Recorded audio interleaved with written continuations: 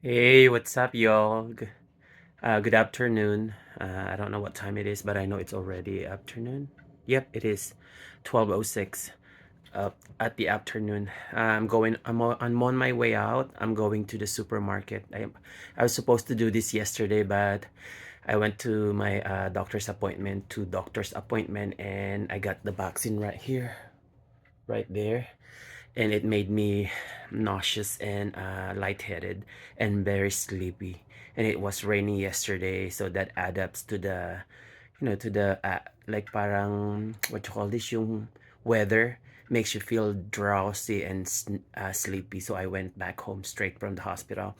But anyway, I intend to do the shopping, grocery shopping today. So I'm on my way out. I'm going to Manila Oriental Market. So come on, let's go. Samahan niyo ako. Let's do the shopping.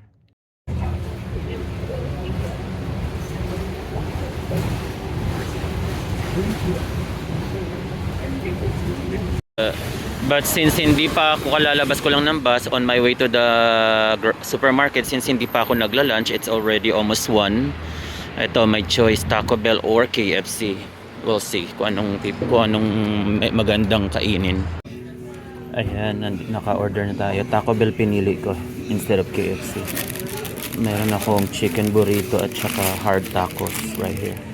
And then raspberry iced tea. Sanitize muna tayo ng kamay. Mahirap na nag-bus tayo eh. Tsaka nag-order tayo, diba? Tapos humawak tayo ng soda machine nila. Yung soda powder. Alright. Tapo muna tayo. Diba?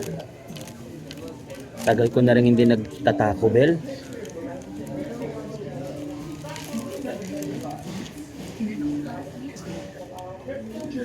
Suot ko yung mga mga silver ko. Alright.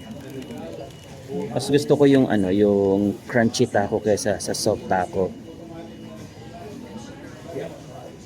Never kong nagustuhan yung soft taco. Gusto ko lang ng mga ganun yung sa burrito, 'di ba? Yung malambot na wrap. Pero kung taco dapat crunchy. Alright, kain tayo.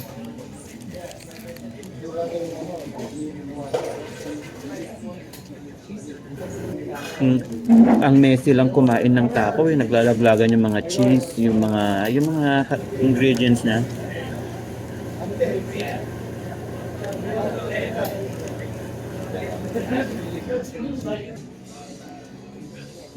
Raspberry iced tea. Ito lang ang pwede kong inumin eh, or yung lemonade. Hindi ako uminom ng mga soda. Tapos dito self-service. So, kahit ilang beses kang magpakasawa bumalik, sulitin mo yung ibinayad mo. Okay, burrito naman.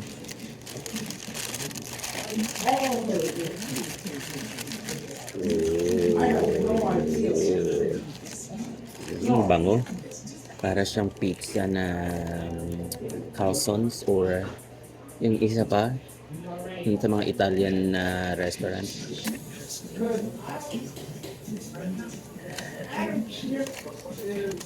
Relatively new. What's that? No. I don't like that. I'm not comfortable with that.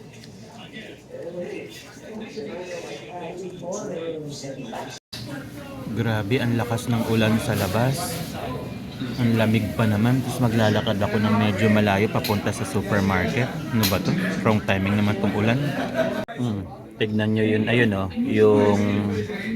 Yung soda fountain nasa labas. So, 1 to sawa. Ito. 1 to sawa ang pwedeng refill. Eh kasi hindi naman ako umiinom ng soda for the longest time. Raspberry iced tea lang tong kinukuha ko or lemonade. Yun lang ang mga gusto ko dyan. Pero di ba? Hindi katulad sa Pilipinas na Diyos ko. One time ka lang bibigyan, mas madami pa yata yung yellow pagkatapos refill may bayad pa yata or no refill, I'm not sure. Pero anyway, so yun sa mga mahilig sa soda, ayan no, fiesta.